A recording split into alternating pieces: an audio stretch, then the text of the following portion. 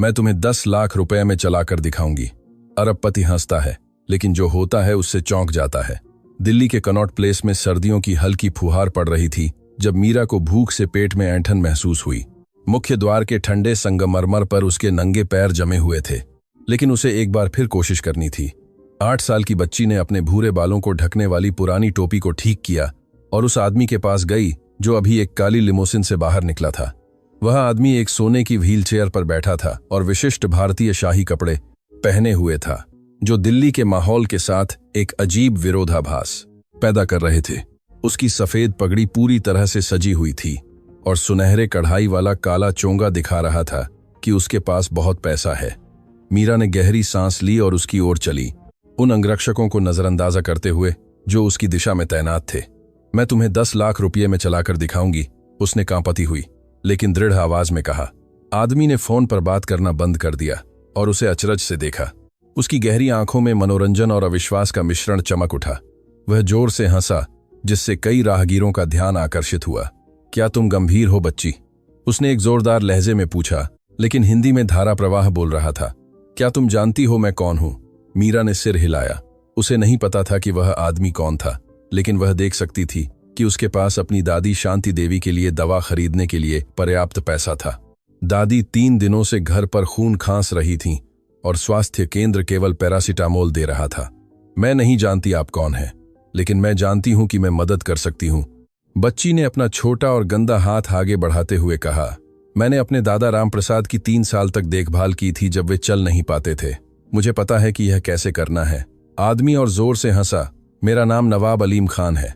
मेरे पास तुम्हारी कल्पना से भी ज्यादा पैसा है और मैं दुनिया के सबसे अच्छे डॉक्टरों से सलाह ले चुका हूं। और तुम एक गंदी बच्ची, क्या तुम्हें लगता है कि तुम मुझे ठीक कर सकती हो? आसपास के लोग असामान्य स्थिति के कारण उत्सुकता से जमा होने लगे। कुछ अपने मोबाइल से तस्वीरें ले रहे थे, कुछ बच्ची की हिम्मत के बारे में दबी आवाज में टिप्पणी कर रहे थे।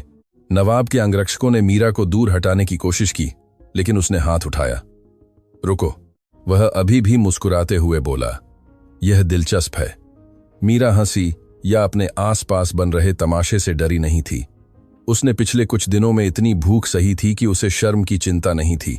मेरे दादा रामप्रसाद काम पर मचान से गिरने के बाद अपने पैरों को हिला नहीं पा रहे थे, उसने समझाया। डॉक्टरों ने कहा था कि वे कभी नहीं चल पाएंगे, लेकिन मैंने उनके साथ हर दिन व्यायाम किया और वे जाने से पहले फिर से चलने लगे।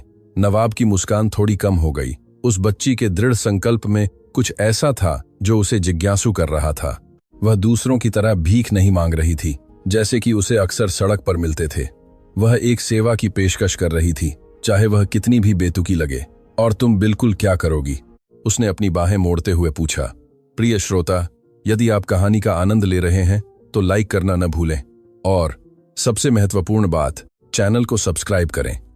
यह हम जैसे नए लोगों की बहुत मदद करता है। जारी रखते हुए मीरा झुकी और अपनी फटी हुई कपड़े की थैली खोली। अंदर नदी के चिकने पत्थर, साफ लेकिन पैबंद लगे कपड़े और कुछ छोटी टहनियां थीं जो उसने पार्क से इकट्ठा की थीं। मैं ये चीजें हर दिन लाती हूं, उसने साधारण वस्तुओं को दिखाते हुए कहा। पत्थर मांसपेशियों को गर्म करने के लिए हैं, कपड़े मालिश करने के लिए और टहनियां मजबूत करने के लिए। मेरे दादा ने मुझे सिखाया था कि उपचार तब शुरू होता है जब कोई मानता है कि यह संभव है। नवाब ने संदेह से वस्तुओं को देखा। उसने अत्याधुनिक चिकित्सा उपकरणों पर लाखों खर्च किए थे। वह स्विट्जरलैंड और अमेरिका के क्लिनिकों में यात्रा कर चुका था। यह अत्याधुनिक सी विचार कि नदी के पत्थरों वाली एक भारतीय बच्ची वह हासिल कर सकती है जो आधुनिक चिकित्सा नहीं कर पाई, बेतुका था। लेकिन उसकी आंखों में कुछ ऐसा था जिसने उसे छुआ, एक ईमानदारी जो उसने लंबे समय से नहीं देखी थी। उसके पास आने वाले सभी लोग कुछ न कुछ चाहते थे, पैसा, एहसान, संपर्क। यह लड़की भी पैसे चाहती थी, लेकिन वह उसके लिए काम करने को तैयार थी। 30 दिन, उसने अंततः कहा। लाख, तुम्हारे पास मुझे चलाकर दिखाने के लिए 30 दिन है। यदि तुम सफल होती हो तो मैं तुम्हें 10 लाख रुपये दूंगा। यदि तुम सफल नहीं होती हो, मैं सफल होऊंगी। मीरा ने बीच में ही टोक दिया। लेकिन मुझे हर दिन इसी समय यहां आना होगा। नवाब ने सिर हिलाया, अभी भी स्थिति को मनोरंजक पा रहा था।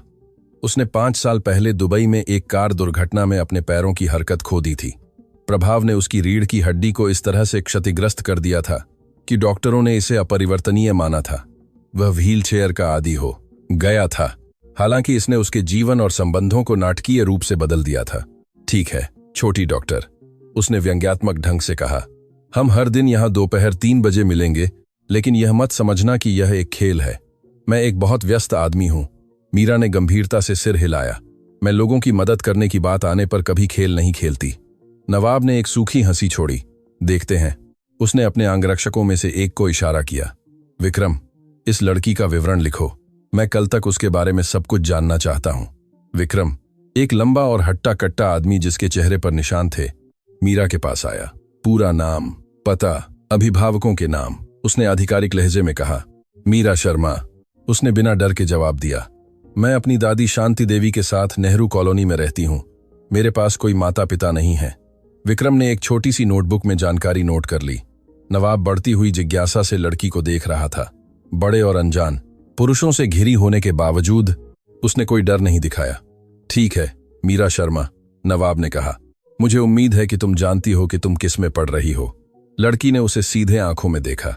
मैं जानती हूं नवाब साहब, और आपको भी पता होना चाहिए कि आप किस में पढ़ रहे हैं। इन शब्दों के साथ उसने अपनी चीजें थैली में रखीं, सिर हिलाया और शॉपिंग प्लाजा के प्रवेश द्वार से बाहर चली गई। देखने वाले लोग असामान्य मुलाकात पर टिप्पणी कर रहे थे, जबकि नवाब चुपचाप विचारमग्न खड़ा रहा। उस रात पॉश साउथ दिल्ली के अपने पेंट हाउस अपार्टमेंट में नवाब लड़की के बारे में सोचना बंद नहीं कर पा रहा था। उसकी पत्नी ज़ारा खान, एक सुंदर भारतीय महिला जो शादी के बाद कुछ हद तक पति के सांस्कृतिक मूल्यों को अपना चुकी थी, पूरी स्थिति से चिढ़ गई थी।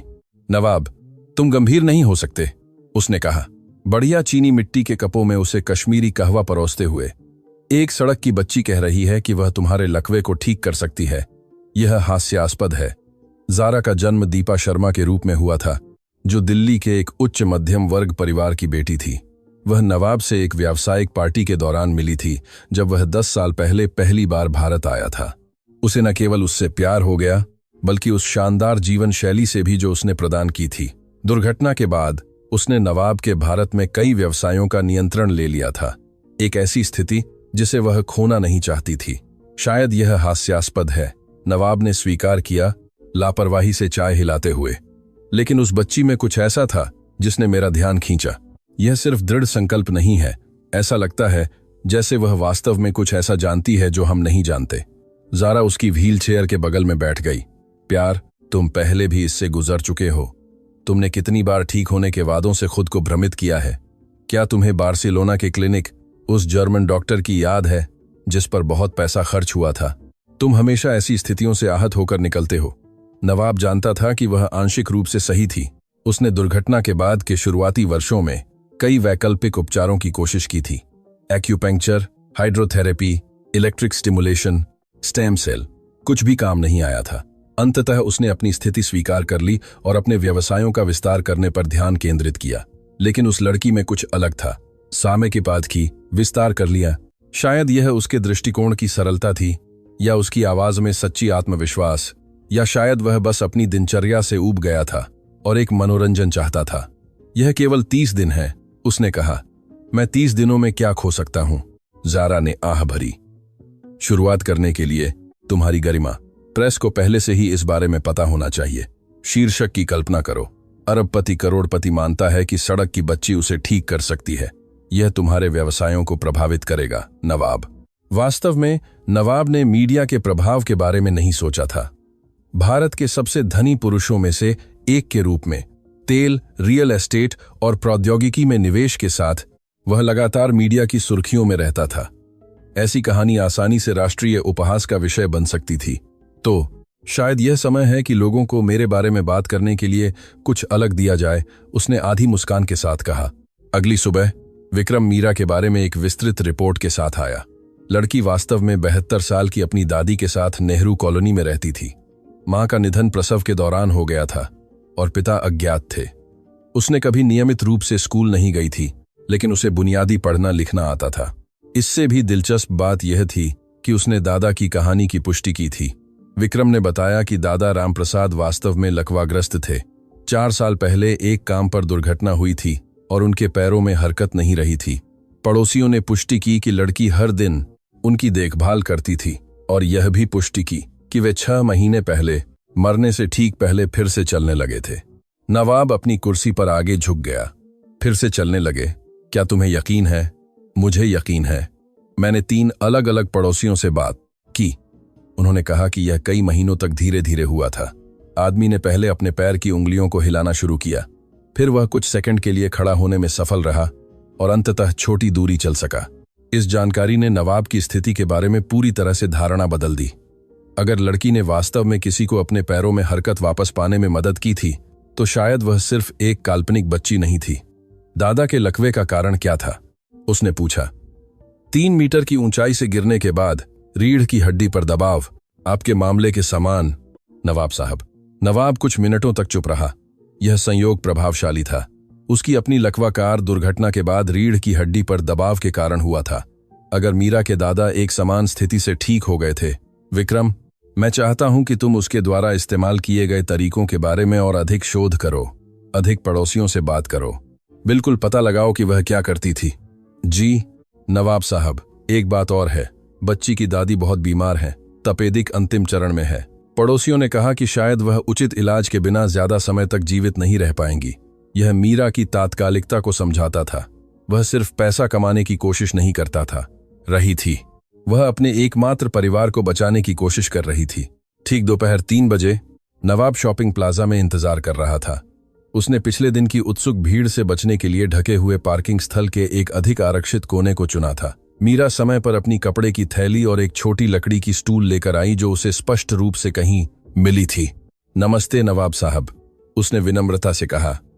नमस्ते डॉक्टर मीरा, उसने जवाब दिया, यह देखते हुए कि वह पिछले दिन की तुलना में अधिक साफ लग रही थी। शायद वह इस अवसर के लिए नहाकर आई थी। मीरा ने स्टूल को व्हील चेयर के बगल में रखा और बैठ गई।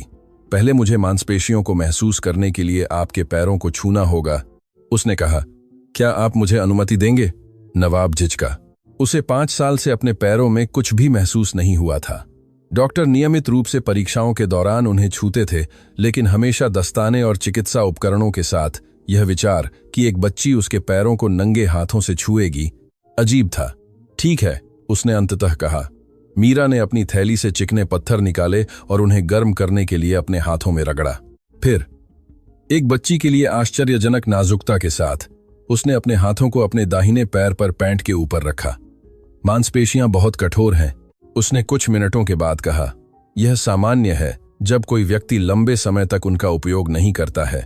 मेरे दादा राम प्रसाद भी ऐसे ही थे। नवाब बच्ची के केंद्रित चेहरे को देख रहा था। वह वास्तव में जानती थी कि वह क्या कर रही थी, सिर्फ नाटक नहीं कर रही थी। आपको वास्तव में क्या महसूस हो रहा है?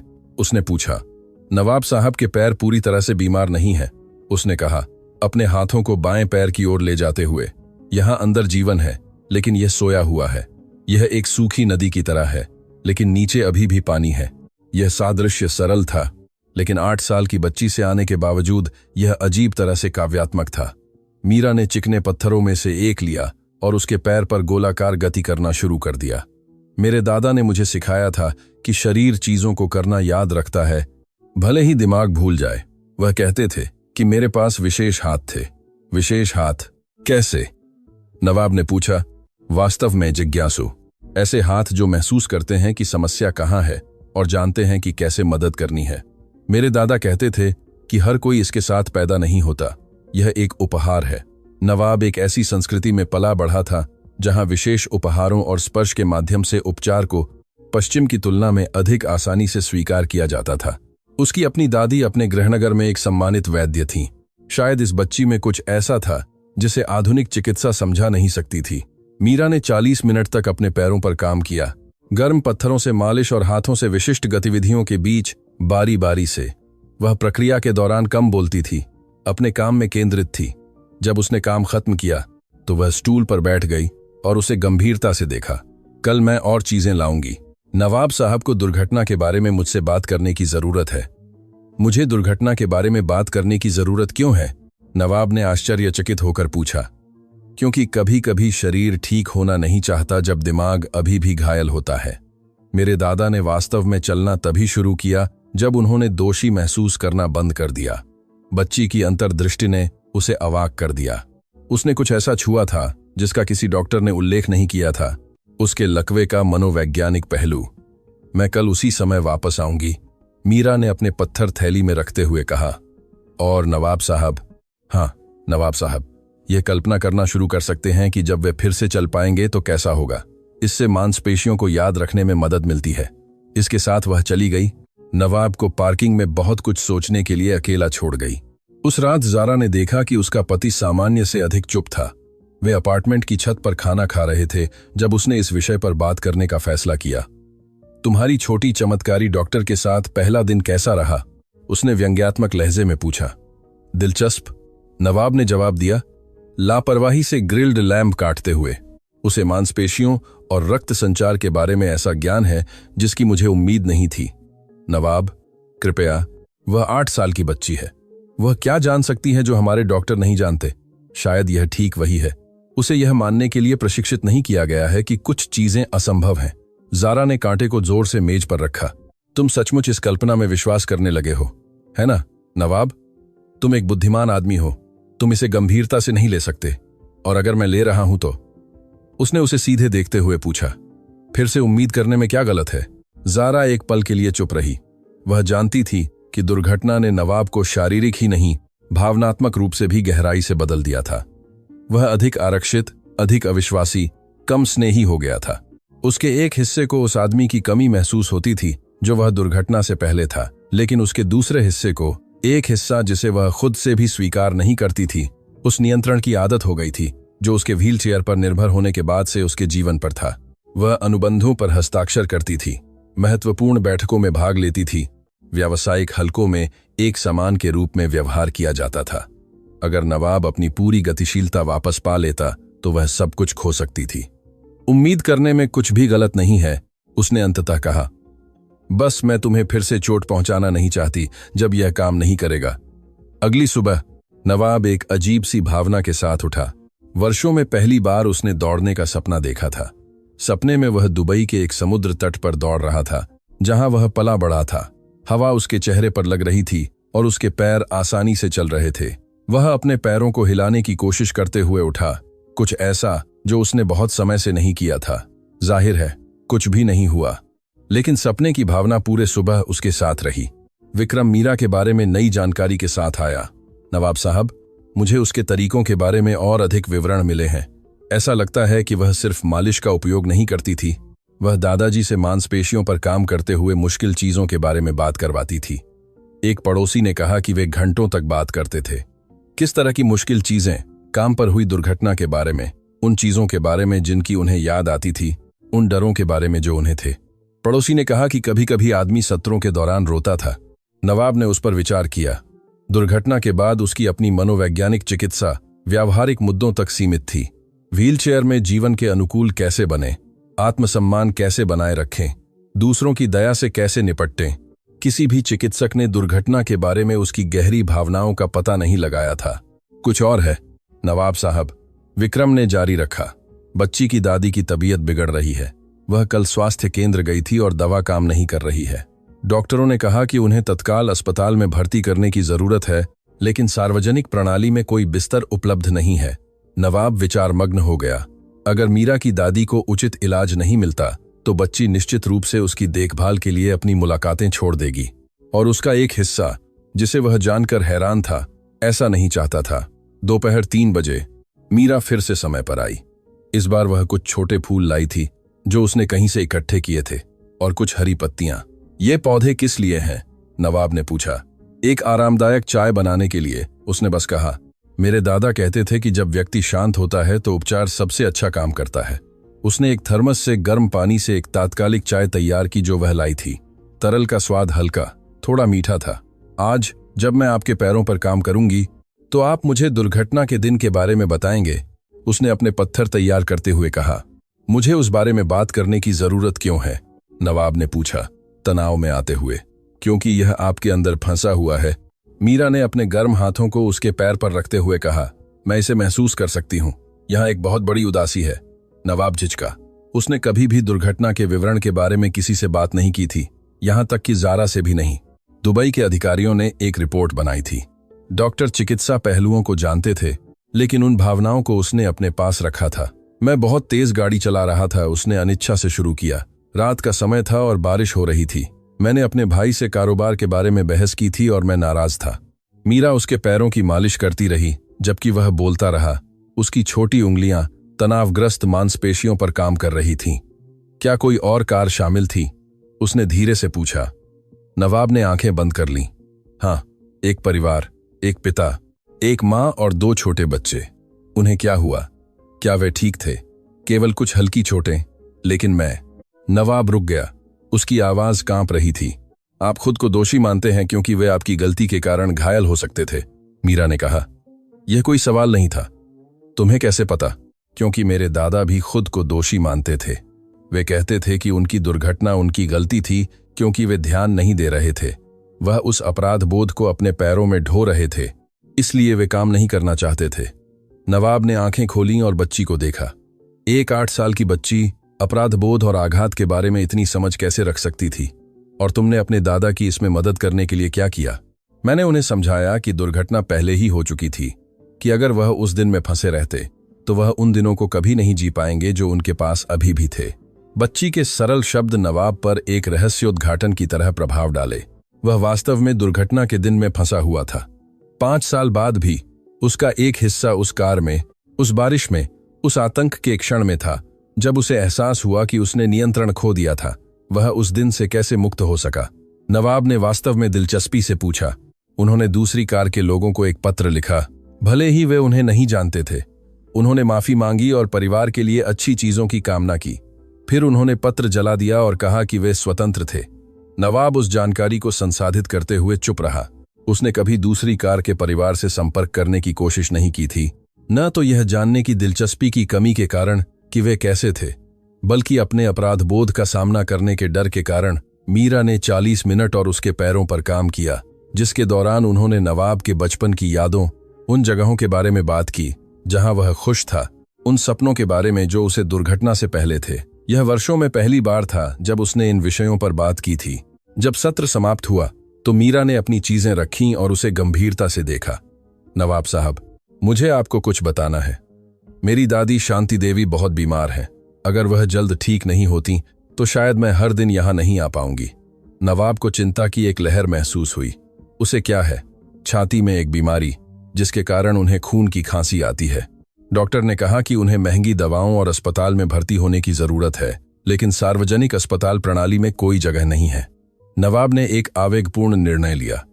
विक्रम, उसने अपने अंगरक्षक को बुलाया, मैं चाहता हूं कि तुम इस बच्ची की दादी को अभी फोर्टिस एस्कॉर्ट्स हार्ट इंस्टीट्यूट ले जाओ और कहो कि यह मेरे खाते में है। मीरा ने अपनी आंखें बड़ी कर लीं। क्या आप ऐसा करेंगे? मैं पहले ही ऐसा कर रहा हूं, नवाब ने कहा, लेकिन तुम किसी को नहीं बता सकती कि यह मैंने किया है। यह हमारा रहस्य हो सकता है। मीरा ने जोर से सिर हिलाया। मैं कभी नहीं बताऊंगी। धन्यवाद नवाब साहब। कोई बात नहीं। और मीरा, कल मैं वह पत्र आजमाना चाहता हूं जो तुम्हारे दादा ने लिखा था। उस रात जब जारा स्पा में थी, नवाब घर में अकेला बैठा सोच रहा था। दुर्घटना के बाद पहली बार उसे बच्ची की मालिश के दौरान अपने पैरों में कुछ महसूस हुआ था। यह हरकत नहीं थी, बल्कि एक सूक्ष्म सनसनी थी, जैसे दूर की झुनझुनी। यह उसका मानसिक प्रबंधन हो सकता था, लेकिन उसके लिए यह वास्तविक था।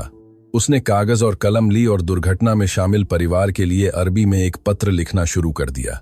उसने अपने पछतावे के बारे में लिखा कि वह उनके बारे में कितनी बार सोचता था, उनकी खैरियत और खुशी की उम्मीद के बारे में। उसने लिखा कि वह उस रात को पूर्ववत करना पसंद करेगा, लेकिन वह अपने फैसलों के परिणामों के साथ जीना सीख रहा था। जब वह खत्म हुआ तो उसने वर्षों में जितना हल्का महसूस किया था, उससे कहीं ज्यादा हल्का महसूस किया। अगले दिन विक्रम ने बताया कि मीरा की दादी को अस्पताल में भर्ती कर लिया गया था और उन्हें सर्वोत्तम संभव उपचार मिल रहा था। डॉक्टरों ने कहा कि उचित दवा के साथ वह पूरी तरह से ठीक हो जाएगी। दोपहर 3 बजे मीरा चमकती हुई आई। नवाब साहब, मेरी दादी बहुत बेहतर है। डॉक्टर ने कहा कि वह ठीक हो जाएंगी। कितना अच्छा, उसने आश्चर्य का नाटक करते हुए कहा। शायद यह एक संकेत है कि आप दोनों के लिए चीजें बेहतर हो रही हैं। मैं आज कुछ खास लाई हूं। मीरा ने अपनी थैली से हरी पत्तियों वाली एक छोटी टहनी निकालते हुए कहा, यह नीम की टहनी है। इसमें मांसपेशियों को जगाने के लिए विशेष शक्तियां हैं। नवाब को टहनी की विशेष शक्तियों पर संदेह था, लेकिन उसने स्वीकार किया कि अनुष्ठान और प्रतीकवाद के सकारात्मक मनोवैज्ञानिक प्रभाव हो सकते हैं। उस दिन के सत्र के दौरान मीरा ने अलग अलग व्यायाम किए। उसने नवाब के हाथों को अपने पैरों पर रखा और उससे कल्पना करने को कहा कि वह उसके हाथों के माध्यम से महसूस कर सकता है। कल्पना करें कि आपके हाथ आपकी आंखें हैं, उसने कहा। वे आपके पैरों में क्या देख रहे हैं? विक्रम ने मीरा के हाथों को अपने पैरों को हिलाते हुए महसूस करने पर ध्यान केंद्रित करने की कोशिश की। धीरे धीरे उसे अपने पैरों की स्थिति की अधिक स्पष्ट धारणा होने लगी, कुछ ऐसा जो उसने दुर्घटना के बाद पूरी तरह से खो दिया था। क्या मैं महसूस कर सकता हूं कि मेरे पैर कहाँ हैं? उसने आश्चर्यचकित होकर कहा। यह बहुत अच्छा है, मीरा ने मुस्कुराते हुए कहा। इसका मतलब है कि आपके दिमाग और आपके पैरों के बीच का संबंध वापस आना शुरू हो रहा है। सत्र के बाद नवाब ने वह पत्र दिखाया जो उसने लिखा था। मीरा अरबी पढ़ना नहीं जानती थी, लेकिन उसने उससे कुछ अंशों का अनुवाद करने को कहा। जब वह खत्म हुई तो उसने सिर हिलाकर अनुमोदन किया। अब आप पत्र जला सकते हैं और उस दिन से मुक्त हो सकते हैं, उसने कहा। वे पार्किंग में एक धातु के कूड़ेदान के पास गए। विक्रम ने लाइटर से पत्र जलाया और उसे पूरी तरह से जलते हुए देखा। जैसे ही लपटों ने कागज को भस्म कर दिया, उसे ऐसा लगा जैसे 5 साल से उसके सीने पर जो बोझ था वह अंततः मुक्त हो रहा था। आपको कैसा महसूस हो रहा है? मीरा ने पूछा। हल्का, नवाब ने स्वीकार किया। जैसे मैं बेहतर सांस ले पा रहा हूं। अब आपके पैर भी बेहतर सांस ले सकते हैं, बच्ची ने एक ऐसी समझ के साथ कहा जो उसके 8 साल से कहीं आगे थी। प्रिय श्रोता, यदि आप कहानी का आनंद ले रहे हैं तो लाइक करना न भूलें और सबसे महत्वपूर्ण बात, चैनल को सब्सक्राइब करें। यह हम जैसे नए लोगों की बहुत मदद करता है। जारी रखते हुए सप्ताहांत के दौरान विक्रम मीरा के साथ सत्रों के बारे में सोचना बंद नहीं कर पाया। उसने अगले सोमवार के लिए अपने न्यूरोलॉजिस्ट डॉ. रोहन शर्मा से अपॉइंटमेंट तय किया था। वह उन संवेदनाओं के बारे में चिकित्सा राय चाहता था जो वह अनुभव कर रहा था। जारा ने अपने पति के व्यवहार में बदलाव देखा, लेकिन वह ठीक ठीक पहचान नहीं पाई कि क्या अलग था। वह अधिक उपस्थित, बातचीत में अधिक शामिल, उस उदासी में कम डूबा हुआ लग रहा था जो उसकी लगातार साथी बन गई थी। तुम अलग दिख रहे हो, उसने रविवार के दोपहर के भोजन के दौरान टिप्पणी की। अलग कैसे? नवाब ने पूछा। पता नहीं, शायद अधिक जीवंत। नवाब मुस्कुराया। शायद मैं वास्तव में अधिक जीवंत महसूस कर रहा हूं। सोमवार को डॉ. शर्मा ने नवाब की सामान्य से अधिक सावधानी से जांच की। उन्होंने रिफ्लेक्स का परीक्षण किया, संवेदनशीलता परीक्षण किए और पैरों की मांसपेशियों के टोन की जांच की। कुछ सूक्ष्म परिवर्तन हैं, डॉक्टर ने स्वीकार किया। मांसपेशियों का टोन थोड़ा सुधरा है और संकेत हैं कि कुछ रिफ्लेक्स वापस आ रहे हैं। लेकिन नवाब, मैं नहीं चाहता कि आपको अत्यधिक उम्मीदें हों। यह सिर्फ बेहतर रक्त संचार का परिणाम हो सकता है। लेकिन क्या यह कुछ और हो सकता है? नवाब ने पूछा। डॉ. शर्मा झिझके। बहुत दुर्लभ मामलों में जब रीढ़ की हड्डी की चोट पूरी नहीं होती है तो प्रारंभिक आघात के वर्षों बाद आंशिक रिकवरी हो सकती है, लेकिन यह 1% से भी कम मामलों में होता है। तो क्या यह संभव है? तकनीकी रूप से हाँ, लेकिन संभावित नहीं। नवाब बढ़ती हुई उम्मीद को जगाने के लिए पर्याप्त जानकारी के साथ क्लिनिक से बाहर आया। अगर औपचारिक चिकित्सा भी मानती थी कि रिकवरी संभव थी, तो मीरा के तरीके में विश्वास क्यों न करें? मंगलवार को जब वह बच्ची से मिलने आया तो नवाब एक उपहार लाया, उसके आकार के नए जूते। आपने मुझे यह क्यों खरीदा? मीरा ने गुलाबी रंग के जूतों को देखकर पूछा। क्योंकि एक डॉक्टर को काम के लिए उचित जूते चाहिए, उसने कहा। मीरा मुस्कुराई और तुरंत जूते पहन लिए। यह पहली बार था जब उसके पास नए जूते थे और टूटी हुई चप्पलों की तुलना में आराम अविश्वसनीय था जो वह पहनती थी। आज हम अलग अलग व्यायाम करेंगे, उसने घोषणा की। आप अकेले अपने पैरों को हिलाने की कोशिश करेंगे। मैंने वर्षों से हजारों बार यह कोशिश की है, नवाब ने कहा। कभी काम नहीं करता, लेकिन अब यह अलग है। अब आपने पत्र जला दिया है और दुर्घटना से मुक्त हो गए हैं। चलो कोशिश करते हैं। मीरा ने अपने घुटनों पर हाथ रखे और उससे अपनी जांघों की मांसपेशियों को संदेश भेजने पर ध्यान केंद्रित करने को कहा। कल्पना करें कि आपके दिमाग को आपके पैरों से जोड़ने वाला एक तार है, उसने कहा। तार के माध्यम से संदेश भेजें। नवाब ने आंखें बंद कर लीं और ध्यान केंद्रित करने की कोशिश की। कई मिनटों तक कुछ नहीं हुआ। फिर बहुत सूक्ष्मता से उसे दाहिनी जांघ की मांसपेशी में एक छोटा सा ऐंठन महसूस हुआ। मुझे कुछ महसूस हुआ, उसने जल्दी से आंखें खोलते हुए कहा। मैंने भी महसूस किया, मीरा ने उत्साहित होकर कहा। यह फिर से हुआ।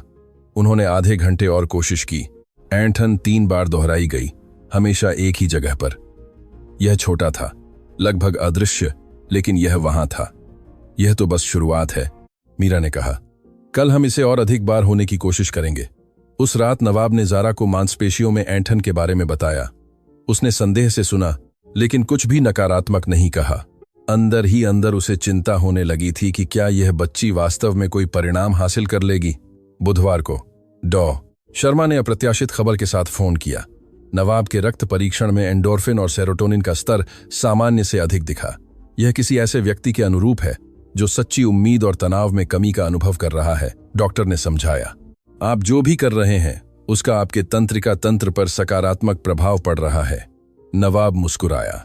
उसने डॉक्टर को मीरा के बारे में नहीं बताया, लेकिन यह स्पष्ट था कि सत्र उसके शरीर में मापने योग्य परिवर्तन ला रहे थे। उस दोपहर के सत्र के दौरान मीरा एक नई चीज लाई। उसने अपनी दादी से, जो अस्पताल में अच्छी तरह से ठीक हो रही थी, कुछ नई तकनीकें सिखाने के लिए कहा था।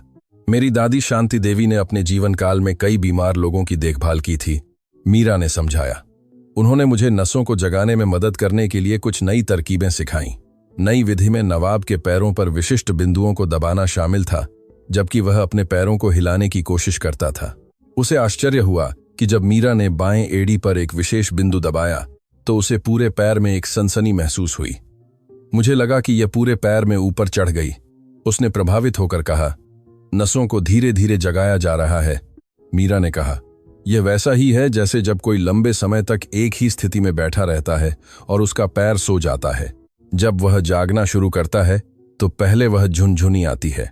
सादृश्य सरल था, लेकिन इसका मतलब था। शायद उसकी रीढ़ की हड्डी पूरी तरह से क्षतिग्रस्त नहीं हुई थी, बस आघात और उचित उत्तेजना की कमी के कारण सो गई थी।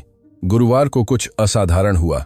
व्यायाम के दौरान नवाब ने अपने दाहिने पैर के बड़े अंगूठे को थोड़ा हिलाने में कामयाबी हासिल की। हरकत छोटी थी, केवल 1 सेकंड तक चली, लेकिन यह जानबूझकर और नियंत्रित थी। क्या आपने वह देखा? करमन, नवाब को तरादान नाइंटन, उसने लगभग चिल्लाते हुए पूछा। मैंने देखा, मीरा ने व्यापक रूप से मुस्कुराते हुए पुष्टि की। बड़ा अंगूठा हिला। नवाब ने हरकत को दोहराने की कोशिश की, आंखों लाइफ लाने की। कई कोशिशों के बाद वह फिर से अंगूठे को हिलाने में कामयाब रहा। इस बार इसे 3 सेकंड के लिए ऊपर उठाए रखा। मीरा, तुम एक चमत्कार हो, उसने आंखों में आंसू लिए हुए कहा। यह मैं नहीं हूं, बच्ची ने विनम्रता से कहा। यह आप हैं जो ठीक हो रहे हैं। मैं बस शरीर को यह याद दिलाने में मदद करती हूं कि यह कैसे करना है। उस रात नवाब उत्साह से मुश्किल से सो पाया। उसने ज़ारा को अंगूठे की हरकत के बारे में बताने के लिए जगाया, लेकिन वह उतनी उत्साहित नहीं लगी जितनी उसे उम्मीद थी। नवाब, एक अंगूठे को हिलाने का मतलब यह नहीं है कि तुम चल पाओगे, उसने कहा। बहुत ज्यादा उत्साहित मत हो। लेकिन नवाब जानता था कि वह छोटी सी हरकत कुछ बहुत बड़ी बात का प्रतिनिधित्व करती थी। यह इस बात का प्रमाण था कि उसके दिमाग और उसके पैरों के बीच का संबंध हमेशा के लिए खो नहीं गया था। शुक्रवार को विक्रम परेशान करने वाली खबर लाया। नवाब साहब, लोग बच्ची के साथ आपकी मुलाकातों के बारे में सवाल पूछ रहे हैं। उत्सुक पत्रकार, कहानी लीक हो रही है। नवाब ने आह भरी। वह जानता था कि वे रहस्य को हमेशा के लिए नहीं रख पाएंगे। किस तरह के सवाल? वे जानना चाहते हैं कि क्या यह सच है कि आप एक बच्ची को ठीक करने के लिए भुगतान कर रहे हैं। कुछ कह रहे हैं कि यह बाल शोषण है। यह एक जटिलता थी जिसकी नवाब ने उम्मीद नहीं की थी। वह आखिरी चीज जो चाहता था वह यह थी कि मीरा नकारात्मक मीडिया के ध्यान का निशाना बने। उस दोपहर के सत्र के दौरान उसने मीरा से स्थिति के बारे में बात की। कुछ लोग हमारी मुलाकातों के बारे में सवाल पूछने आ सकते हैं, उसने समझाया। यदि तुम नहीं चाहती तो तुम्हें किसी से बात करने की जरूरत नहीं है। क्या वे मुझे नवाब साहब की मदद करने से रोकने की कोशिश करेंगे? मीरा ने चिंतित होकर पूछा।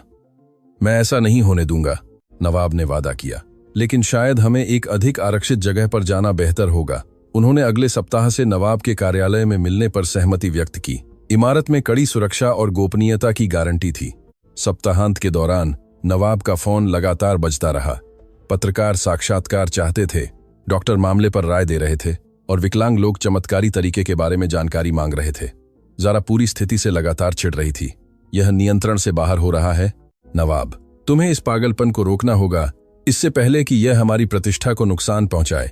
हमारी प्रतिष्ठा? नवाब ने पूछा, या मेरे व्यवसाय में तुम्हारी स्थिति? इस सवाल ने ज़ारा को सीधे तौर पर प्रभावित किया। उसने जवाब देने से पहले एक पल के लिए चुप्पी साध ली। इसका व्यवसाय से कोई लेना देना नहीं है। यह तुम्हारी भावनात्मक भलाई के बारे में है। मेरी भावनात्मक भलाई पिछले 5 सालों की तुलना में पिछले 2 हफ्तों में अधिक सुधरी है, नवाब ने जवाब दिया। दुर्घटना के बाद पहली बार मुझे वास्तविक उम्मीद है। सड़क की एक बच्ची की चालों पर आधारित उम्मीद, वास्तविक परिणामों पर आधारित उम्मीद। मैंने अपनी पैर की उंगली हिलाई। ज़ारा 5 सालों में पहली बार। ज़ारा जानती थी कि वह इस तथ्य के खिलाफ तर्क नहीं दे सकती, लेकिन वह यह भी जानती थी कि अगर नवाब अपनी पूरी गतिशीलता वापस पा लेता है तो उनके जीवन में कई चीजें बदल जाएंगी, और वह उन बदलावों के लिए तैयार नहीं थी। अगले सोमवार को मीरा नवाब के कार्यालय में आई। माहौल के विलासिता से प्रभावित होकर 40 मंजिला व्यावसायिक इमारत से दिल्ली शहर का मनोरम दृश्य दिखता था, और उसका कार्यालय 2 पूरी मंजिल पर फैला हुआ था। क्या नवाब साहब यहाँ काम करते हैं? उसने पूछा, आधुनिक भारतीय कला के साथ मिश्रित अरब सजावट की प्रशंसा करते हुए। मैं यहाँ पूरे दिन फोन कॉल करके और कागजों पर हस्ताक्षर करके बैठता हूँ, नवाब ने कहा। यह उतना दिलचस्प नहीं है जितना लगता है। वे एक निजी कॉन्फ्रेंस रूम में बैठ गए जहाँ कोई उन्हें परेशान नहीं कर सकता था। मीरा ने अपने पत्थर, कपड़े और टहनियां एक महोगनी टेबल पर फैलाईं, जिसकी कीमत शायद उसकी कल्पना से कहीं ज्यादा थी। आज हम कोशिश करेंगे कि नवाब साहब पूरा पैर हिलाएं, उसने घोषणा की। सत्र के दौरान, जो सामान्य 1 घंटे के बजाय 2 घंटे तक चला, मीरा ने नवाब के पैर की हर उंगली पर व्यवस्थित रूप से काम किया। उसे आश्चर्य और खुशी हुई कि वह अपने दाहिने पैर की 5 में से 4 उंगलियों और बाएं पैर की 2 उंगलियों को हिलाने में कामयाब रहा। यह अविश्वसनीय है, नवाब ने कहा, अपने अंगुलियों को अपनी आज्ञा पर चलते हुए देखकर। आपके दादाजी को इस बिंदु तक पहुंचने में कितना समय लगा? 3 महीने, मीरा ने कहा। लेकिन नवाब साहब तेजी से प्रगति कर रहे हैं। शायद इसलिए कि नवाब साहब अधिक विश्वास करते हैं, या शायद इसलिए कि आप इसमें बेहतर हो रही हैं जो आप करती हैं, नवाब ने सुझाव दिया। मीरा मुस्कुराई। मेरी दादी कहती थीं कि हर व्यक्ति जिसकी आप मदद करते हैं वह आपको भी कुछ नया सिखाता है। उस दोपहर डॉ. शर्मा ने नवाब के कार्यालय का अप्रत्याशित दौरा किया। विक्रम ने उन्हें प्रगति के बारे में बताने के लिए फोन किया था और डॉक्टर खुद देखना चाहते थे। नवाब, यह असाधारण है, डॉ. शर्मा ने पैरों की उंगलियों की हरकतों को देखने के बाद कहा। मुझे कुछ और विस्तृत परीक्षण करने की जरूरत है। क्या आपको लगता है कि मैं और हरकत वापस पा सकता हूं? नवाब ने पूछा। ईमानदारी से कहूं तो मुझे नहीं पता कि क्या सोचना है। यह सब कुछ के खिलाफ है जो मैंने रीढ़ की हड्डी की चोटों के बारे में सीखा है, लेकिन तथ्य मेरे सामने है। डॉ. शर्मा ने अगले दिन के लिए MRI स्कैन निर्धारित किया। वह नवाब की रीढ़ की हड्डी की वर्तमान स्थिति की 5 साल पहले के परीक्षणों से तुलना करना चाहते थे। उस रात नवाब ने अकेले खाना खाया। ज़ारा दोस्तों के साथ बाहर गई थी, कुछ ऐसा जो हाल ही में अधिक बार हो रहा था। उसने अकेलेपन का उपयोग अपने जीवन में आए बदलावों पर विचार करने के लिए किया। केवल 2 हफ्तों में वह अपनी स्थिति से, हारे हुए व्यक्ति से, उम्मीद और संभावनाओं से भरे व्यक्ति में बदल गया था। वह कितनी भी हरकत वापस पाता, मीरा ने उसे कुछ बहुत ज्यादा महत्वपूर्ण वापस दे दिया था, पूरी तरह से जीने की इच्छा। मंगलवार को MRI के परिणाम एक आश्चर्य लाए। न्यूरल रीजनरेशन के स्पष्ट संकेत हैं, डॉ. शर्मा ने समझाया। जो कनेक्शन पूरी तरह से कटे हुए लग रहे थे वे गतिविधि दिखा रहे हैं। यह अच्छा है, यह अभूतपूर्व है। व्यावहारिक रूप से इसका क्या मतलब है? नवाब ने पूछा। इसका मतलब है कि सैद्धांतिक रूप से आप और हरकत वापस पा सकते हैं, शायद सहायता के साथ चलने की क्षमता भी। लेकिन नवाब, मैं अवास्तविक उम्मीदें पैदा नहीं करना चाहता। अवास्तविक उम्मीदें वे थीं जो मुझे 3 हफ्ते पहले थीं, नवाब ने कहा। अब मुझे सबूतों पर आधारित उम्मीद है। उस दोपहर के सत्र के दौरान मीरा ने एक नया तत्व पेश किया। वह एक छोटी टेनिस गेंद लाई और नवाब से उसे पैर से मारने की कोशिश करने को कहा। मैं गेंद को नहीं मार सकता, उसने कहा। मैं मुश्किल से अपनी उंगलियां हिला सकता हूं। तेज किक मारने की जरूरत नहीं है, बस पैर से गेंद को छूना है। दोनों को आश्चर्य हुआ कि जब मीरा ने गेंद को उसके दाहिने पैर के खिलाफ रखा तो नवाब पर्याप्त दबाव डालने में कामयाब रहा और उसे कुछ सेंटीमीटर हिला दिया। नवाब साहब, यह पूरे पैर की हरकत है, मीरा चिल्लाई। यह सच था। यह सिर्फ उंगलियों की हरकत नहीं थी, बल्कि एक समन्वित मांसपेशी संकुचन था जिसमें पूरा पैर शामिल था। मीरा, तुम मेरी जिंदगी बदल रही हो, नवाब ने भावुक होकर कहा। आप अपनी खुद की जिंदगी बदल रहे हैं। बच्ची ने सुधार करते हुए कहा। मैं बस रास्ता दिखाती हूं। बुधवार को विक्रम नवाब के दुबई में परिवार के बारे में खबर लाया। उसके भाई तारिक खान ने मध्य पूर्व में फैले अफवाहों के बारे में पूछा था कि नवाब का इलाज एक बच्ची वैद्य कर रही है। आपने उसे क्या बताया? नवाब ने पूछा। कि आप वैकल्पिक फिजियोथेरेपी के तरीकों की खोज कर रहे थे, विक्रम ने जवाब दिया, लेकिन वह संशयवादी लग रहा था। नवाब को आश्चर्य नहीं हुआ। तारिक हमेशा चिकित्सा मामलों में व्यावहारिक और रूढ़िवादी रहा था। वह शायद मीरा के इलाज को अंधविश्वास या हताशा के रूप में देखता, लेकिन नवाब को अब अपने फैसलों के बारे में दूसरों की राय की परवाह नहीं थी। वर्षों में पहली बार वह दूसरों की उम्मीदों पर नहीं, बल्कि अपनी अंतर्ज्ञान और उम्मीद पर आधारित फैसले ले रहा था। उस दोपहर के सत्र के दौरान कुछ और भी आश्चर्यजनक हुआ। मीरा नवाब की दाहिनी पिंडली की मालिश कर रही थी जब उसे एक तेज सनसनी महसूस हुई, लगभग एक बिजली के झटके की तरह जो पैर में ऊपर चढ़ गई। रुको, उसने अचानक कहा, अपना हाथ फिर से वहां रखो। जब मीरा ने उसी बिंदु पर दबाव डाला तो सनसनी दोहराई गई, इस बार अधिक तीव्र। क्या मैं आपका हाथ महसूस कर सकता हूं? नवाब ने अविश्वास से कहा। मैं वास्तव में महसूस कर सकता हूं कि आप मेरे पैर को छू रहे हैं। यह 5 सालों में पहली बार था जब उसे घुटने के नीचे स्पर्श संवेदना महसूस हुई थी। मीरा ने उसके पैर के अलग अलग बिंदुओं को दबाया। धीरे धीरे उन्होंने छोटे क्षेत्रों का मानचित्रण किया जहां संवेदना वापस आ रही थी। यह पूर्ण नहीं थी, लेकिन वह वहां थी। इसका मतलब है कि नसें वास्तव में जाग रही हैं, मीरा ने कहा। अब यह सिर्फ समय और व्यायाम की बात है। उस रात नवाब ने डॉ शर्मा को संवेदना की वापसी की रिपोर्ट करने के लिए फोन किया। डॉक्टर ने उसे अगले दिन मिलने के लिए कहा। नवाब, यह चिकित्सा में मैंने जो कुछ भी देखा है उससे कहीं आगे है। डॉ शर्मा ने संवेदना की आंशिक वापसी की पुष्टि करने के बाद स्वीकार किया। मैं इस मामले का दस्तावेजीकरण करना चाहूंगा, यदि आप अनुमति दें।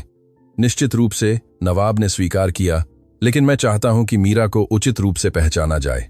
उसके बिना यह सब कुछ नहीं होता। उस बारे में नवाब, 8 साल की बच्ची को आधिकारिक तौर पर चिकित्सक के रूप में मान्यता नहीं दी जा सकती। इसमें कानूनी और नैतिक मुद्दे शामिल हैं। तो हम जो हो रहा है उसका दस्तावेजीकरण कैसे करेंगे? हम तरीकों का वर्णन कर सकते हैं, बिना उस व्यक्ति की उम्र का उल्लेख किए जिसने उन्हें लागू किया। तकनीक पर ध्यान केंद्रित करें, अभ्यासकर्ता पर नहीं। नवाब कानूनी सीमाओं को समझा, लेकिन उसने खुद से वादा किया कि वह मीरा ने उसके लिए जो किया था उसे उचित रूप से पहचानने का एक तरीका खोजेगा। गुरुवार को ज़ारा ने अंततः अपने पति का सीधे तौर पर उसके संदेहों के बारे में सामना किया। नवाब, मुझे पता है कि आप उस बच्ची की दादी के चिकित्सा खर्चों का भुगतान कर रहे हैं, उसने नाश्ते के दौरान कहा। आपको कैसे पता? उसने आश्चर्यचकित होकर पूछा। मैंने बैंक विवरण देखे। फोर्टिस एस्कॉर्ट्स हार्ट इंस्टीट्यूट, केवल पहले सप्ताह में 40,000 रुपये। नवाब ने धीरे से कॉफी का कप मेज पर रखा। और क्या समस्या है? समस्या यह है कि आप एक ऐसी स्थिति में भावनात्मक रूप से शामिल हो रहे हैं जो एक विस्तृत धोखाधड़ी हो सकती है। एक धोखाधड़ी। ज़ारा, मुझे अपने पैरों में संवेदना वापस आ रही है। डॉ शर्मा ने न्यूरल रीजनरेशन की पुष्टि की है। यह धोखाधड़ी कैसे हो सकती है? शायद बच्ची जानती थी कि यह स्वाभाविक रूप से होगा और उसने इसे सिर्फ इस तरह से समयबद्ध किया ताकि यह लगे कि यह उसने किया है। नवाब ने अपनी पत्नी को निराशा और क्रोध के मिश्रण से देखा। क्या तुम वास्तव में एक विस्तृत साजिश में विश्वास करना पसंद करती हो, बजाय यह स्वीकार करने के कि कुछ अच्छा हो सकता है? मैं तुम्हें फिर से चोट पहुंचाने से बचाना पसंद करती हूं, ज़ारा ने जवाब दिया। और हमारे परिवार को घोटालों से बचाना। हमारा परिवार? नवाब ने पूछा। हमारे बच्चे भी नहीं हैं, ज़ारा। और घोटालों की बात करें तो मैं उस आदमी के रूप में जाना पसंद करूंगा जिसने चमत्कारों में विश्वास किया, बजाय उस आदमी के जिसने जीना छोड़ दिया। बातचीत बिना किसी समाधान के समाप्त हुई, लेकिन यह स्पष्ट कर दिया कि उनके बीच एक बढ़ती हुई दरार थी। उस दोपहर के सत्र के दौरान मीरा ने देखा कि नवाब उदास लग रहा था। क्या हुआ नवाब साहब? उसने अपने पत्थर तैयार करते हुए पूछा। घर में समस्याएं, उसने स्पष्ट रूप से कहा। मेरी पत्नी जो मैं कर रहा हूं उस पर विश्वास नहीं करती। मीरा ने जो कर रही थी वह रोक दिया और उसे गंभीरता से देखा। क्या यह आपको भी संदेह में डालता है? नहीं, नवाब ने तुरंत जवाब दिया। मैं जानता हूं कि मैं क्या महसूस कर रहा हूं। मैं जानता हूं कि तुम मेरी मदद कर रही हो। तो दूसरे लोग क्या सोचते हैं, इससे कोई फर्क नहीं पड़ता, मीरा ने बस कहा। जब मेरे दादा फिर से चलना शुरू हुए तो कुछ पड़ोसियों ने कहा कि यह नाटक था, लेकिन वह सच्चाई जानते थे और वह पर्याप्त था। बच्ची की साधारण बुद्धिमत्ता ने नवाब को फिर से आश्चर्यचकित कर दिया। वह सही थी। दूसरों की राय उसके अपने अनुभव की वास्तविकता को नहीं बदल सकती थी। सत्र के दौरान उन्होंने विशेष रूप से उन मांसपेशियों को मजबूत करने पर काम किया जो गतिविधि के संकेत दिखा रही थीं। मीरा ने अपनी दादी से नए व्यायाम सीखे थे जो अच्छी तरह से ठीक हो रही थी, और उन्होंने प्राकृतिक उपचार के बारे में अधिक ज्ञान साझा किया था। मेरी दादी ने कहा कि आप एक विशेष रोगी हैं, मीरा ने बताया। उन्होंने कहा कि वह आपकी आंखों में देख सकती हैं कि आपके पास सुधार करने की एक मजबूत इच्छा है। और तुम्हारी दादी ने और क्या कहा? नवाब ने पूछा, बूढ़ी महिला के दृष्टिकोण के बारे में उत्सुक होकर कि अमीर लोगों को कभी कभी ठीक होने में अधिक कठिनाई होती है क्योंकि वे समाधान खरीदने के आदी होते हैं बजाय उनके लिए काम करने के। लेकिन आप ऐसे नहीं हैं। उसे कैसे पता कि मैं ऐसा नहीं हूं? क्योंकि आप यहां हैं, एक 8 साल की बच्ची को अपने पैरों को नदी के पत्थरों से हेरफेर करने दे रहे हैं। अगर आप अन्य अमीरों की तरह होते तो आपने मुझे पहले ही दिन निकाल दिया होता। नवाब हंसा। मीरा सही थी। 5 साल पहले, दुर्घटना से पहले, वह शायद ऐसे सरल तरीकों से इलाज के विचार को हास्यास्पद मानता। दुर्घटना ने मेरे अंदर केवल पैरों से ज्यादा चीजें बदल दी, उसने स्वीकार किया। यह अच्छा है, मीरा ने कहा। कभी कभी बुरी चीजें जो होती हैं वे हमें अच्छी चीजों के लिए तैयार करती हैं जो होने वाली हैं। शुक्रवार को डॉ शर्मा एक सहयोगी डॉ विवेक मेहरा वैकल्पिक चिकित्सा और न्यूरोलॉजिकल फिजियोथेरेपी विशेषज्ञ को लाए। डॉ मेहरा अपरंपरागत रिकवरी के मामलों का अध्ययन करते हैं, डॉ शर्मा ने समझाया। वह आपके सत्रों में से एक को देखना चाहेंगे यदि आप अनुमति दें। नवाब सहमत हो गया, लेकिन उसने डॉक्टरों से मीरा के काम में हस्तक्षेप किए बिना विवेकपूर्ण ढंग से निरीक्षण करने को कहा। सत्र के दौरान डॉ मेहरा युवा लड़की की तकनीक से प्रभावित हुए। 1 घंटे तक निरीक्षण करने के बाद उन्होंने कुछ सवाल पूछने की अनुमति मांगी। मीरा, आपने ये विशिष्ट दबाव बिंदु कहाँ सीखे? उसने पूछा। मेरे दादा ने मुझे सिखाया, उसने जवाब दिया। वह कहते थे कि उन्होंने अपनी माँ से सीखा था, जो एक दाई थीं और बीमार लोगों की देखभाल करती थीं, और हाथों की हरकतें किसी पैटर्न का पालन करती हैं। मैं महसूस करती हूं कि कहाँ दबाने की जरूरत है और कहाँ राहत देने की जरूरत है, मीरा ने समझाया। यह ऐसा है जैसे हाथ अपने आप जानते हैं। डॉ मेहरा ने डॉ शर्मा के साथ महत्वपूर्ण नजरें बदलीं। वह ऐसी तकनीकों का उपयोग कर रही है जो पारंपरिक चीनी एक्यूप्रेशर और उन्नत रिफ्लेक्सोलॉजी के अनुरूप हैं, उसने फुसफुसाते हुए कहा, लेकिन सहज रूप से, औपचारिक रूप से नहीं सीखा। सत्र के बाद दोनों डॉक्टरों ने नवाब से निजी तौर पर बात की। वह जो कर रही है उसका एक ठोस वैज्ञानिक आधार है, डॉ मेहरा ने पुष्टि की। वह विशिष्ट न्यूरल बिंदुओं को उत्तेजित कर रही है जो वास्तव में तंत्रिका कनेक्शन के पुनरुत्थान में मदद कर सकते हैं। आश्चर्यजनक बात यह है कि वह इसे सहज रूप से करती है। क्या आपको लगता है कि मैं बेहतर होता रहूंगा? नवाब ने पूछा। जो मैंने आज देखा और आपके परीक्षणों के परिणामों के आधार पर मैं कहूंगा कि हाँ, डॉ मेहरा ने जवाब दिया। लेकिन यथार्थवादी उम्मीदें बनाए रखना महत्वपूर्ण है। पूरी तरह से ठीक होना असाधारण होगा। कोई भी रिकवरी मेरे लिए पहले से ही असाधारण है, नवाब ने कहा। सप्ताहांत के दौरान नवाब ने मीरा को उसके लिए एक शिक्षा कोश बनाने के अपने फैसले के बारे में बताने का फैसला किया। वह चाहता था कि उसे अपनी प्राकृतिक उपचार प्रतिभाओं को औपचारिक रूप से अध्ययन करने और विकसित करने के अवसर मिले। सोमवार को जब उसने यह विचार प्रस्तुत किया तो मीरा भ्रमित हो गई। क्या आप मुझे स्कूल भेजना चाहते हैं? उसने पूछा। मैं यह सुनिश्चित करना चाहता हूं कि तुम्हें सर्वोत्तम संभव शिक्षा मिले, नवाब ने समझाया। तुम्हारे पास एक विशेष उपहार है मीरा। औपचारिक शिक्षा के साथ तुम बहुत से लोगों की मदद कर सकती हो, लेकिन मैं पहले से ही लोगों की मदद करती हूं, उसने कहा। और अगर मैं स्कूल जाऊंगी तो मैं अपनी दादी की देखभाल नहीं कर पाऊंगी। नवाब ने उस चिंता का अनुमान लगाया था। तुम्हारी दादी की भी देखभाल की जाएगी। मैं यह सुनिश्चित करूंगा कि तुम दोनों को वह सब कुछ मिले जिसकी तुम्हें जरूरत है। मीरा कुछ मिनटों तक विचारमग्न रही। क्या मैं फैसला करने से पहले अपनी दादी से बात कर सकती हूँ? निश्चित रूप से, कोई जल्दी नहीं है। उस दिन के सत्र के दौरान उन्होंने अधिक उन्नत मजबूती वाले व्यायामों पर काम किया। नवाब दाहिने टखने को थोड़ा मोड़ने में कामयाब रहा, एक हरकत जिसमें कई मांसपेशी समूहों के समन्वय की आवश्यकता थी। हम जितनी उम्मीद कर रहे थे उससे ज्यादा तेजी से प्रगति कर रहे हैं, मीरा ने टिप्पणी की। आपको क्या लगता है कि यह मेरे दादाजी की तुलना में मेरे साथ तेजी से क्यों हो रहा है? नवाब ने पूछा। शायद इसलिए कि आप छोटे हैं, या शायद इसलिए कि मैं इसे सही ढंग से करना अधिक सीख रही हूं, या शायद नवाब ने सुझाव दिया, क्योंकि इस बार आपके पास जो हो रहा है उसे बेहतर ढंग से समझने के लिए पेशेवर मदद है। यह सच था। डॉ. शर्मा और डॉ. मेहरा के साथ बातचीत से मीरा को उन चिकित्सा पहलुओं की गहरी समझ मिल रही थी जो वह सहज रूप से करती थी। मंगलवार को विक्रम परेशान करने वाली खबर लाया। नवाब साहब, डॉक्टरों का एक समूह सार्वजनिक रूप से आपके उपचार के तरीकों पर सवाल उठा रहा है। वे कह रहे हैं कि उचित पर्यवेक्षण के बिना वैकल्पिक चिकित्सा को बढ़ावा देना गैर जिम्मेदाराना है। यह कौन कह रहा है? नवाब ने पूछा। दिल्ली के एम्स के डॉ. अजय गुप्ता ने एक साक्षात्कार में कहा कि आपके जैसे मामले अन्य रोगियों को झूठी उम्मीदें दे सकते हैं। नवाब ने आह भरी। वह जानता था कि अंततः उसे पारंपरिक चिकित्सा समुदाय की आलोचना का सामना करना पड़ेगा, लेकिन उसे इतनी जल्दी होने की उम्मीद नहीं थी। उन्होंने और क्या कहा कि इस बात का कोई वैज्ञानिक प्रमाण नहीं है कि वैकल्पिक तरीके दर्दनाक लकवे को उलट सकते हैं और आपको एक सार्वजनिक व्यक्ति के रूप में अधिक जिम्मेदार होना चाहिए। नवाब इस बात से चिढ़ गया कि उसे गैर जिम्मेदार माना जा रहा था। वह सार्वजनिक रूप से कुछ भी बढ़ावा नहीं दे रहा था। जानकारी उसकी अनुमति के बिना लीक हो गई थी। विक्रम, गुरुवार के लिए एक प्रेस कॉन्फ्रेंस तय करो। अब समय आ गया है कि मैं सार्वजनिक रूप से बताऊं कि क्या हो रहा है। क्या आप सुनिश्चित हैं? नवाब साहब, इससे और भी अवांछित ध्यान आकर्षित हो सकता है। ध्यान पहले से ही यहां है। इसे नियंत्रित करना बेहतर है, बजाय दूसरों को कथा को नियंत्रित करने देने के। उस दोपहर के सत्र के दौरान नवाब ने मीरा को प्रेस कॉन्फ्रेंस के बारे में बताया। क्या आप मेरे बारे में बात करेंगे? उसने चिंतित होकर पूछा। मैं इस बारे में बात करूंगा कि तुमने मेरी कैसे मदद की है, लेकिन तुम्हें खतरे में डालने वाले विवरण दिए बिना। क्या तुम इसमें सहज हो? मीरा ने एक पल के लिए सोचा। अगर इससे आपके जैसे अन्य लोगों की मदद हो सकती है तो ठीक है। हो सकता है कि बहुत से लोग इसके बाद आपसे बात करना चाहें। नवाब ने चेतावनी दी। मैं बस मदद करती रहना चाहती हूं, मीरा ने बस कहा। बुधवार को डॉ.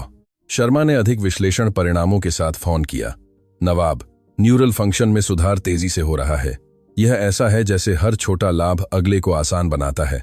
क्या यह न्यूरल रीजेनरेशन के मामलों में सामान्य है?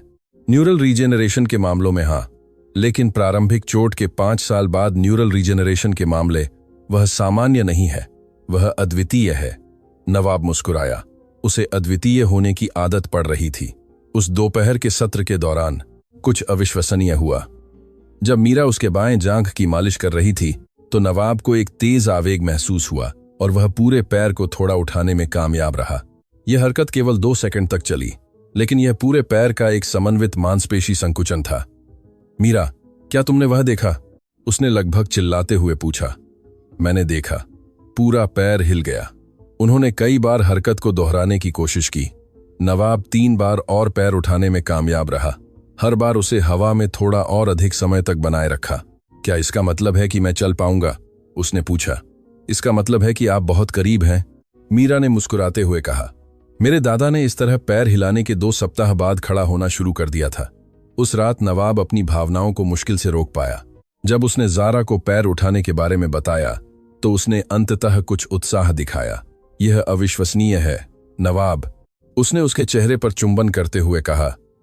मुझे लगता है कि मुझे संदेह करने के लिए माफी मांगनी चाहिए।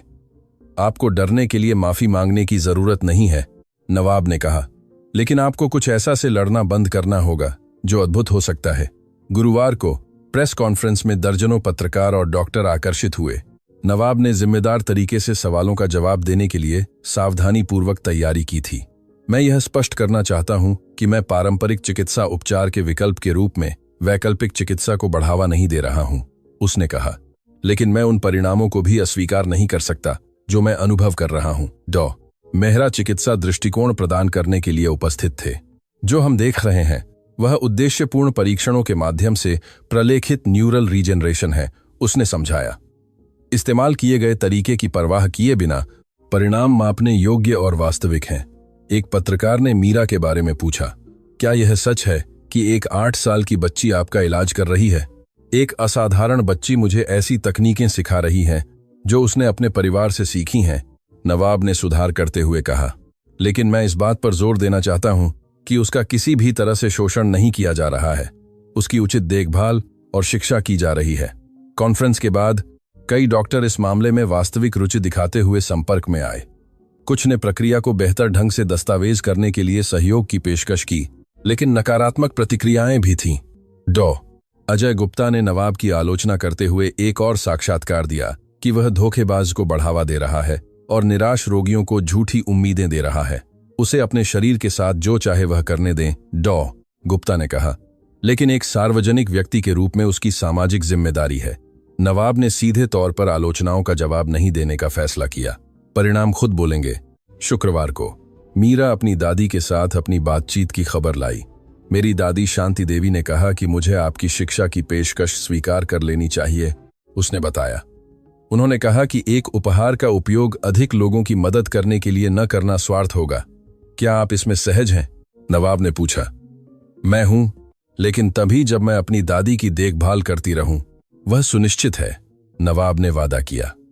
सत्र के दौरान उन्होंने और भी उन्नत व्यायामों पर काम किया। नवाब घुटनों को थोड़ा मोड़ने और पैरों को लगभग 1 मिनट तक ऊपर उठाने में कामयाब रहा। अगले सप्ताह हम आपको खड़ा करने की कोशिश करेंगे, मीरा ने घोषणा की। क्या आपको लगता है कि मैं इसके लिए तैयार हूं? नवाब ने आधे चिंतित और आधे उत्साहित होकर पूछा। मुझे लगता है कि आप जितनी देर से सोचते हैं उससे ज्यादा समय से तैयार हैं। केवल विश्वास करना बाकी था। सप्ताहांत के दौरान नवाब को विकलांग लोगों से मीरा के इलाज के बारे में पूछते हुए सैकड़ों संदेश मिले। उसने घंटों जवाब देने में बिताए। हमेशा इस बात पर जोर दिया कि हर मामला अद्वितीय था और कोई गारंटी नहीं थी। कुछ संदेश उन डॉक्टरों के थे जो तकनीकों के बारे में और अधिक जानना चाहते थे। अन्य हताश परिवारों के थे जो उम्मीद की तलाश में थे। नवाब ने उन सभी लोगों के लिए खुद को जिम्मेदार महसूस किया जिन्होंने अपनी उम्मीदें उसकी कहानी पर टिकी थीं। सोमवार को एक डॉक्यूमेंट्री टीम ने कुछ सत्रों को फिल्माने की अनुमति मांगी। नवाब ने मीरा से सलाह ली, जिसने सहमति व्यक्त की, बशर्ते वे फिल्मिंग में उसके चेहरे को धुंधला रख सकें। आप चेहरा क्यों छिपाना चाहती हैं? नवाब ने पूछा। मेरी दादी कहती थीं कि ऐसा ही बेहतर है, कि महत्वपूर्ण यह नहीं है कि कौन करता है, बल्कि यह है कि क्या किया जाता है। फिल्माए गए सत्र के दौरान मीरा ने विशेष एकाग्रता के साथ काम किया। उसने कैमरे के लिए हर कदम समझाया, दबाव बिंदुओं और हर हरकत के पीछे के तर्क का वर्णन किया। महत्वपूर्ण यह है कि शरीर क्या कह रहा है उसे सुना जाए, उसने समझाया। हर व्यक्ति के अलग अलग स्थान होते हैं जहां नसें सोई होती हैं। आपको उन स्थानों को ढूंढना होगा और उन्हें धीरे धीरे जगाना होगा। उसके स्पष्टीकरणों की परिपक्वता और स्पष्टता ने पूरी फिल्मिंग टीम को प्रभावित किया। 2 घंटे के काम के बाद वह पल आ गया जिसका सभी इंतजार कर रहे थे। मीरा ने नवाब को खड़ा होने की कोशिश करने के लिए कहा।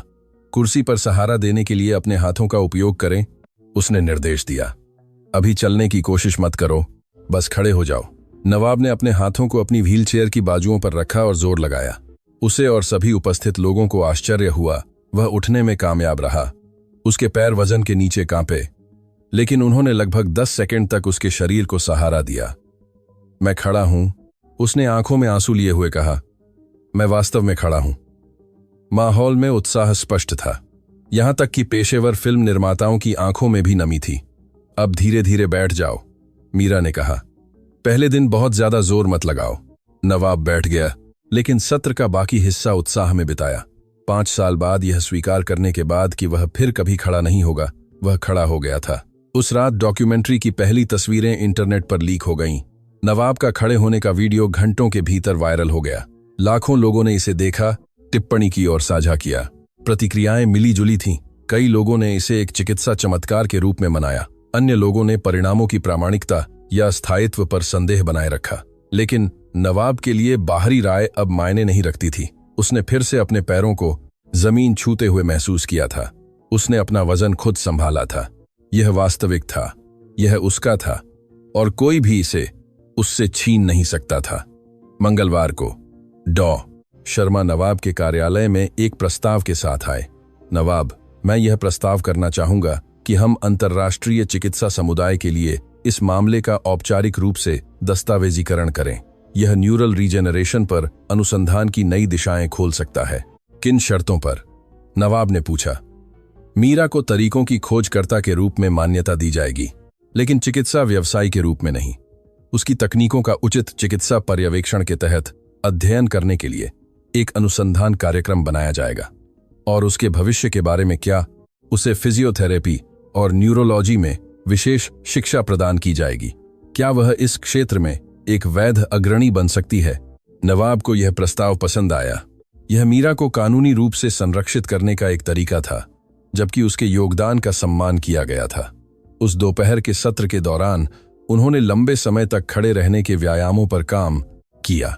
नवाब 1 मिनट से अधिक समय तक सीधा खड़ा रहने में कामयाब रहा और यहां तक कि कुर्सी पर सहारा लेते हुए एक छोटा कदम भी चला। कल हम आपको बिना सहारे के चलने की कोशिश करेंगे, मीरा ने कहा। क्या आप सुनिश्चित हैं कि मैं तैयार हूं? नवाब ने घबराकर पूछा। मुझे यकीन है, आपको बस अपने पैरों पर भरोसा करने की जरूरत है। बुधवार को नवाब की इमारत के बाहर पत्रकारों, डॉक्टरों और उत्सुक लोगों की भीड़ जमा हो गई। उसके चलने की कोशिश की खबर फैल गई थी और सभी गवाह बनना चाहते थे। नवाब ने सभी को देखने के लिए पर्याप्त जगह के साथ इमारत के पार्किंग स्थल में प्रयास करने का फैसला किया। डॉ. शर्मा और डॉ. मेहरा घटना की चिकित्सकीय निगरानी के लिए उपस्थित थे। मीरा सामान्य से पहले आई, एक सामान्य से बड़ी थैली लिए हुए। अंदर एक छोटी लकड़ी की छड़ी थी जिसे उसने एक पड़ोसी से बनवाया था। वह किस लिए है? नवाब ने पूछा। शुरुआत में सहारा देने के लिए, उसने समझाया। मेरे दादा ने पहले कुछ हफ्तों तक एक छड़ी का इस्तेमाल किया था। जब समय आया तो नवाब व्हीलचेयर से एक सामान्य कुर्सी पर स्थानांतरित हो गया। फिर मीरा ने उसकी एक बांह को पकड़ रखा था और छड़ी दूसरी तरफ से सहारा दे रही थी। वह खड़ा हो गया। भीड़ बिल्कुल शांत हो गई। नवाब कुछ सेकंड तक खड़ा रहा, संतुलन महसूस करते हुए। फिर धीरे धीरे उसने अपना दाहिना पैर उठाया और एक कदम आगे बढ़ाया। पैर मजबूती से जमीन पर लगा, वजन स्थानांतरित किया, बायां पैर उठाया और एक और कदम चला। पूरी चुप्पी में नवाब लगातार 10 कदम चला। हर कदम जानबूझकर और नियंत्रित था। उसके पैर प्रयास से कांप रहे थे, लेकिन उन्होंने उसका वजन संभाला। जब वह रुका तो भीड़ तालियों से गूंज उठी। पत्रकार सवाल चिल्ला रहे थे, फोटोग्राफर फ्लैश चला रहे थे और कई लोग खुले तौर पर रो रहे थे।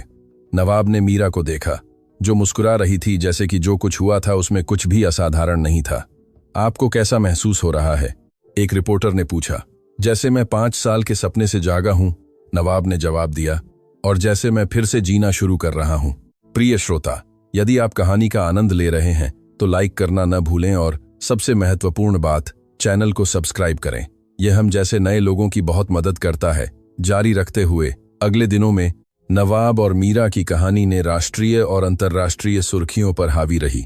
दुनिया भर के डॉक्टरों ने मामले का अध्ययन करने के लिए सहयोग की पेशकश करते हुए संपर्क किया, लेकिन सारा ध्यान सकारात्मक नहीं था।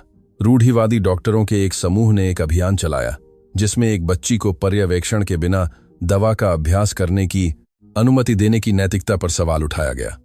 कानूनी कार्रवाई की धमकी दी गई थी। नवाब ने बाल अधिकारों और वैकल्पिक चिकित्सा में विशेषज्ञता रखने वाले वकीलों की एक टीम को काम पर रखा। वह मीरा को किसी भी नकारात्मक कानूनी परिणाम से बचाने के लिए दृढ़ था। उसने मेरी जान बचाई, उसने एक साक्षात्कार में कहा। अब उसकी रक्षा करना मेरी जिम्मेदारी है। वकीलों के साथ एक बैठक के दौरान नवाब ने एक महत्वपूर्ण निर्णय लिया।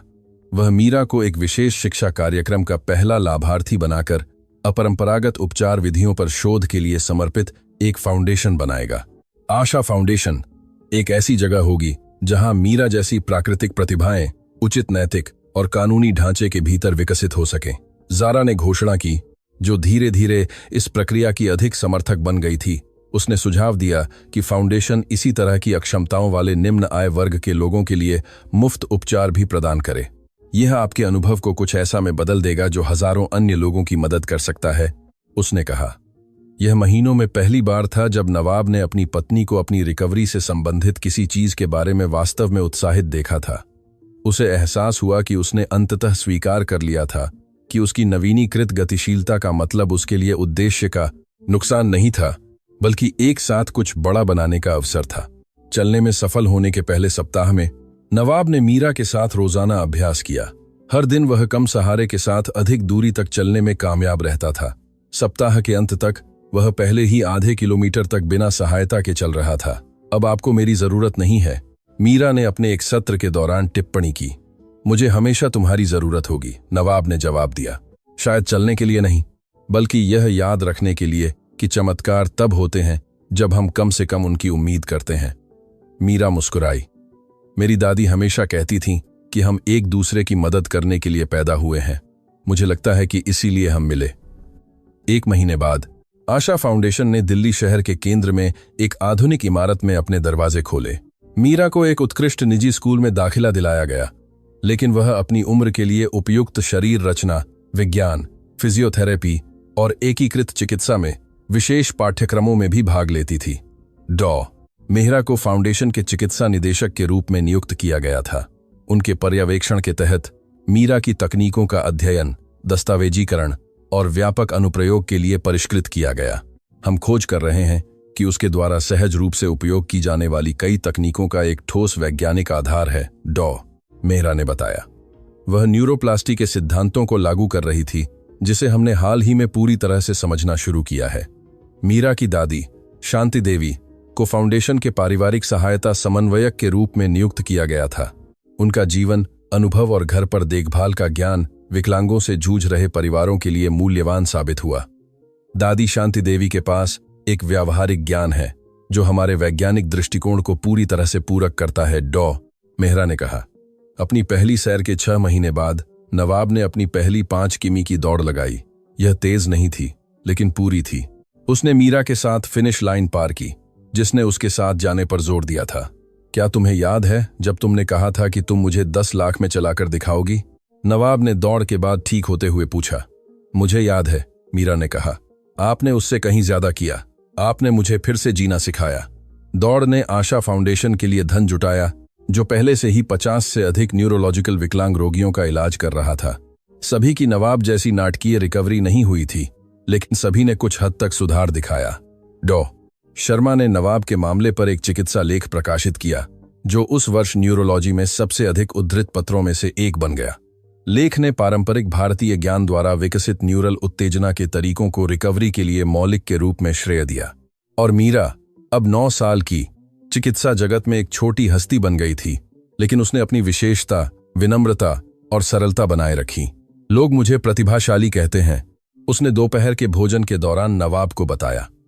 लेकिन मैं वही करती हूं जो मेरे दादा ने मुझे सिखाया था, और तुम्हारे दादा ने तुम्हें जो सिखाया वह चिकित्सा को बदलने के लिए पर्याप्त मूल्यवान था, नवाब ने जवाब दिया। शॉपिंग प्लाजा में पहली मुलाकात के 1 साल बाद नवाब ने एक विशेष समारोह का आयोजन किया। आशा फाउंडेशन ने 200 से अधिक रोगियों का इलाज किया था और अन्य शहरों में विस्तार कर रहा था। पार्टी के दौरान नवाब ने मेहमानों को एक भाषण दिया, जिसमें डॉक्टर, मरीज, लाभार्थी परिवार और अधिकारी शामिल थे। 1 साल पहले मैं अपनी ही हालत से हारा हुआ आदमी था, उसने कहा। मैंने स्वीकार कर लिया था कि मेरा जीवन मेरी व्हील चेयर तक सीमित रहेगा।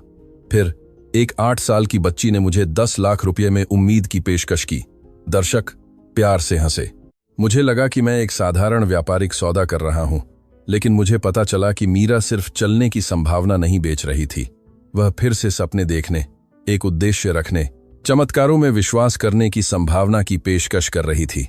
नवाब ने मीरा को देखा, जो अपनी दादी शांति देवी के साथ पहली पंक्ति में बैठी थी। मैंने उसे जो 10 लाख रुपये का वादा किया था, वह मेरा अब तक का सबसे अच्छा निवेश था। न केवल इसलिए कि मैंने चलने की क्षमता वापस पा ली, बल्कि इसलिए भी कि मैंने सीखा कि सच्चा उपचार तब शुरू होता है जब हम सीमाओं को स्थायी मानना छोड़ देते हैं। भाषण के बाद नवाब ने आधिकारिक तौर पर मीरा को 10 लाख रुपये का चेक सौंपा, लेकिन चूंकि वह अभी भी नाबालिग थी, इसलिए पैसा एक शिक्षा कोष में जमा किया गया, जो विश्वविद्यालय तक उसकी शिक्षा सुनिश्चित करेगा। तुम बड़े होकर क्या पढ़ना चाहती हो? एक पत्रकार ने मीरा से पूछा। मैं डॉक्टर बनना चाहती हूं, उसने बिना किसी झिझक के जवाब दिया। लेकिन एक ऐसी डॉक्टर जो दवाओं के अलावा हाथों से भी इलाज करती है। 2 साल बाद आशा फाउंडेशन न्यूरोलॉजिकल अक्षमताओं के लिए एकीकृत उपचारों में एक विश्वव्यापी संदर्भ बन गया था। नवाब ने अपनी गतिशीलता पूरी तरह से वापस पा ली थी और अपने व्यवसायों को सक्रिय रूप से प्रबंधित करने लगा था। लेकिन हर शुक्रवार को वह मीरा के साथ अपने रखरखाव सत्रों के लिए मिलता रहता था, जैसा कि वह उन्हें बुलाना पसंद करती थी। हम ये सब क्यों कर रहे हैं? नवाब ने उन सत्रों में से एक के दौरान पूछा। मैं पूरी तरह से ठीक हो चुका हूं, क्योंकि उपचार केवल शरीर का नहीं है, मीरा ने जवाब दिया, जो 10 साल की उम्र में एक प्रभावशाली परिपक्वता दिखा रही थी। यह आत्मा को भी स्वस्थ रखने के बारे में है। उन सत्रों के दौरान वे जीवन, सपनों और भविष्य की योजनाओं के बारे में बात करते थे। मीरा अपनी चिकित्सा और शरीर रचना, विज्ञान के अध्ययन के बारे में बताती थी, जबकि नवाब अपने व्यवसाय और यात्रा के अनुभवों को साझा करता था। तुम जानती हो कि तुमने मेरा जीवन पूरी तरह से बदल दिया, नवाब ने उन वार्ताओं में से एक के दौरान कहा। आपने भी मेरा जीवन बदल दिया, मीरा ने जवाब दिया। आपसे मिलने से पहले मैं केवल दिन प्रतिदिन जीवित रहने के बारे में सोचती थी। अब मैं सोचती हूं कि मैं अधिक लोगों की मदद कैसे कर सकती हूं। नवाब मुस्कुराया। वह बच्ची जो उसके पास नंगे पैर और भूखी आई थी, एक शिक्षित, सुसंस्कृत और उद्देश्यपूर्ण युवा महिला बन गई थी, लेकिन उसने वही दृढ़ संकल्प और करुणा बनाए रखी थी जो उसने शॉपिंग प्लाजा में उस पहले दिन दिखाई थी। मीरा, क्या तुम्हें लगता है कि हमारी मुलाकात एक संयोग थी? नवाब ने पूछा। मेरी दादी हमेशा कहती हैं कि संयोग जैसी कोई चीज नहीं होती, उसने जवाब दिया। ऐसे लोग होते हैं जिन्हें एक दूसरे की जरूरत होती है, जो सही समय पर मिलते हैं। और क्या तुम्हें लगता है कि मुझे तुम्हारी जरूरत थी या तुम्हें मेरी जरूरत थी? मुझे लगता है कि हमें एक दूसरे की जरूरत थी, मीरा ने विचारमग्न होकर कहा। आपको उम्मीद की जरूरत थी और मुझे एक उद्देश्य की जरूरत थी। 15 साल की उम्र में मीरा को दिल्ली विश्वविद्यालय के एक विशेष चिकित्सा कार्यक्रम में स्वीकार किया गया। वह पाठ्यक्रम में अब तक की सबसे कम उम्र की छात्रा होगी और उसका प्रवेश उसके असाधारण अंकों और उसके अद्वितीय व्यावहारिक अनुभव दोनों पर आधारित था। नवाब और जारा प्रवेश समारोह में उपस्थित थे। जारा वर्षों से मीरा के लिए एकमात्र आकृति बन गई थी, खासकर शांति देवी के 75 साल की उम्र में शांतिपूर्वक निधन के बाद उन्हें गर्व होता। जारा ने मीरा की दादी का जिक्र करते हुए कहा, हाँ होता। नवाब ने सहमति व्यक्त की, लेकिन मुझे लगता है कि उन्हें हमेशा पता था कि मीरा यहां तक पहुंचेगी। चिकित्सा के पहले वर्ष के दौरान मीरा ने अपना समय पारंपरिक अध्ययन और आशा फाउंडेशन में शोध के बीच विभाजित किया। वह ऐसे प्रोटोकॉल विकसित कर रही थी जो पारंपरिक चिकित्सा को उसके द्वारा स्वाभाविक रूप से सीखी गई तकनीकों के साथ जोड़ते थे। मेरा लक्ष्य एक नई चिकित्सा विशेषता बनाना है, उसने एक वैज्ञानिक पत्रिका के लिए एक साक्षात्कार में समझाया। एक ऐसा क्षेत्र जो यह स्वीकार करता है कि उपचार में विज्ञान और अंतर्ज्ञान, प्रौद्योगिकी और मानवीय स्पर्श दोनों शामिल हैं। नवाब, अब 45 साल का, अपने व्यवसायों का प्रबंधन जारी रखता है, लेकिन अपना अधिकांश समय और संसाधन फाउंडेशन को समर्पित करता है। वह एकीकृत चिकित्सा और न्यूरोप्लास्टी में अनुसंधान का एक मुखर समर्थक बन गया है। मेरे अनुभव ने दिखाया है कि मानव मस्तिष्क और तंत्रिका तंत्र पारंपरिक रूप से जितना हम मानते हैं उससे कहीं अधिक अनुकूलनीय है। वह चिकित्सा सम्मेलनों में कहता है, कभी कभी हमें उस क्षमता को अनलॉक करने के लिए सही दृष्टिकोण और सही व्यक्ति की जरूरत होती है। आशा फाउंडेशन ने पहले ही 5000 से अधिक रोगियों का इलाज किया है और यह भारत के 10 शहरों में मौजूद है। मीरा द्वारा विकसित विधियों, अब वैज्ञानिक रूप से परिष्कृत और प्रलेखित, का कई देशों के विश्वविद्यालयों में अध्ययन किया जा रहा है। एक शुक्रवार की शाम, उनकी पहली मुलाकात के 10 साल बाद, नवाब और मीरा फाउंडेशन के बगीचों में टहल रहे थे। वह अब चिकित्सा के 5वें वर्ष में थी, न्यूरोलॉजी और एकीकृत चिकित्सा में विशेषज्ञता प्राप्त कर रही थी। क्या तुम्हें इन 10 सालों में किसी बात का पछतावा है? नवाब ने पूछा। केवल एक चीज का, मीरा ने जवाब दिया। किस बात का? केवल 10 लाख मांगने का, उसने हंसते हुए कहा। मुझे 2 मांगने चाहिए थे। नवाब भी हंसा। मीरा का हास्य उसकी शिक्षा के साथ विकसित हुआ था, लेकिन उसका सार वही था। और तुम? उसने पूछा। क्या तुम्हें किसी बात का पछतावा है? नवाब ने एक पल के लिए सोचा। हाँ, मुझे तुम्हें खोजने के लिए 5 साल इंतजार करने का पछतावा है। शायद हम ठीक उसी समय मिलने के लिए तैयार थे, मीरा ने सुझाव दिया। अगर यह पहले होता तो शायद यह काम नहीं करता। शायद तुम सही हो, नवाब ने सहमति व्यक्त की। हमेशा की तरह वे एक मूर्ति के सामने रुके जिसे फाउंडेशन के बगीचों में स्थापित किया गया था। यह एक दूसरे की ओर फैली हुई 2 हाथों का एक साधारण प्रतिनिधित्व था, एक छोटा और एक बड़ा। आधार पर पट्टिका पर लिखा था, एक दूसरे पर विश्वास करने की शक्ति की स्मृति में। क्या तुम जानती हो कि मैंने इन सभी वर्षों में क्या सीखा है? मीरा ने मूर्ति को देखते हुए कहा। क्या? कि चमत्कार वे चीजें नहीं हैं जो अपने आप होती हैं, वे चीजें तब होती हैं जब लोग एक दूसरे पर विश्वास करने का फैसला करते हैं। नवाब ने सिर हिलाया।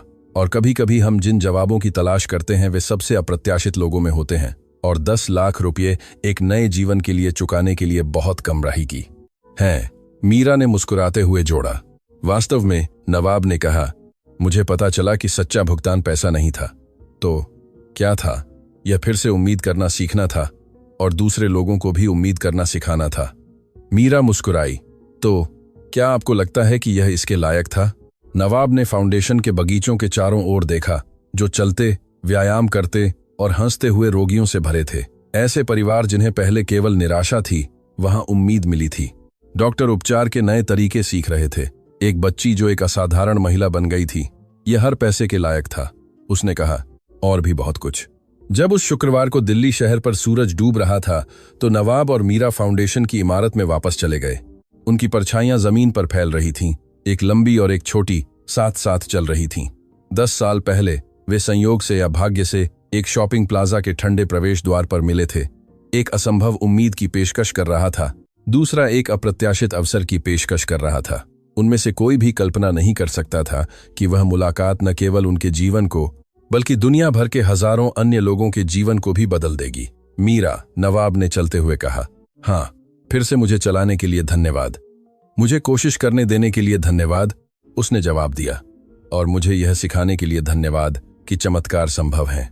मुझे यह सिखाने के लिए धन्यवाद कि उन पर विश्वास करना सार्थक है। वे एक असाधारण अनुभव से जुड़े 2 दोस्त इमारत में एक साथ चले गए, जिसने दिखाया कि कभी-कभी जब हम दूसरों को अपना सर्वश्रेष्ठ देते हैं तो अविश्वसनीय चीजें हो सकती हैं। एक 8 साल की बच्ची की कहानी, जिसने एक अरबपति को 10 लाख रुपए में चलाकर दिखाने का वादा किया था। यह कहानी बन गई कि कैसे 2 लोगों ने एक दूसरे पर विश्वास करके दुनिया को बदल दिया। और इस तरह एक ठंडी दोपहर में एक अप्रत्याशित मुलाकात आशा, उपचार और उद्देश्य के बारे में सबसे बड़ा सबक बन गई, जिसकी वे दोनों कभी कल्पना भी नहीं कर सकते थे। 10 साल बाद जब लोग नवाब से पूछते थे कि उसका जीवन कैसे बदल गया, तो वह हमेशा एक ही जवाब देता था। मुझे लगा कि मैं फिर से चलने के लिए 10 लाख रुपये का भुगतान कर रहा हूं, लेकिन मुझे पता चला कि मैं फिर से जीने के लिए 10 लाख रुपये का भुगतान कर रहा हूं। और जब मीरा से पूछा जाता था कि उसने सबसे महत्वपूर्ण चीज क्या सीखी, तो उसका जवाब हमेशा यह होता था कि सबसे अच्छा उपचार एक ऐसे दिल से शुरू होता है जो मदद करना चाहता है, और एक ऐसे दिल से समाप्त होता है जिसने उम्मीद करना सीखा। वर्षों बाद जब आशा फाउंडेशन ने 15 साल पूरे किए और पहले ही 10,000 से अधिक लोगों की मदद कर चुका था, तो मुख्य इमारत के प्रवेश द्वार पर एक नई पट्टिका जोड़ी गई। उस पर लिखा था, इस सिद्धांत पर स्थापित कि हर मानवीय मुलाकात आपसी उपचार का एक अवसर है, उन लोगों को समर्पित जो उम्मीद देने का साहस करते हैं, और उन लोगों को समर्पित जो इसे स्वीकार करने का साहस करते हैं। समर्पण के नीचे एक साधारण उद्धरण था, मैं तुम्हें 10 लाख में चलाकर दिखाऊंगी, लेकिन मैंने वास्तव में तुम्हें उड़ना सिखाया। उद्धरण पर हस्ताक्षर नहीं थे, लेकिन कहानी जानने वाले सभी लोग जानते थे कि वे किसके बुद्धिमान शब्द थे। एक बच्ची के जो न केवल एक असाधारण डॉक्टर बनी थी, बल्कि पूरी दुनिया के लिए उम्मीद की एक शिक्षक भी बनी थी। कहानी समाप्त। और आप, प्रिय श्रोता, आशा और परिवर्तन की यह मार्मिक कहानी आपको कैसी लगी? क्या आपको लगता है कि आकस्मिक मुलाकातें हमारे जीवन को पूरी तरह से बदल सकती हैं? अपनी टिप्पणी छोड़ें, जिसमें बताएं कि नवाब और मीरा की इस यात्रा में आपको सबसे ज्यादा क्या भया। यदि आपके पास हमारे साथ साझा करने के लिए कुछ खास है, तो इसे ईमानदारी भरे शब्दों के साथ टिप्पणियों में छोड़ें। क्या आपको लगता है कि मीरा ने अपने उपहार पर भरोसा करके सही फैसला लिया? हम आपकी राय पढ़ना पसंद करेंगे। आपकी संगति के लिए बहुत बहुत धन्यवाद। लाइक करना न भूलें, और सबसे महत्वपूर्ण बात, अन्य मार्मिक कहानियों को न चूकने के लिए चैनल को सब्सक्राइब करें।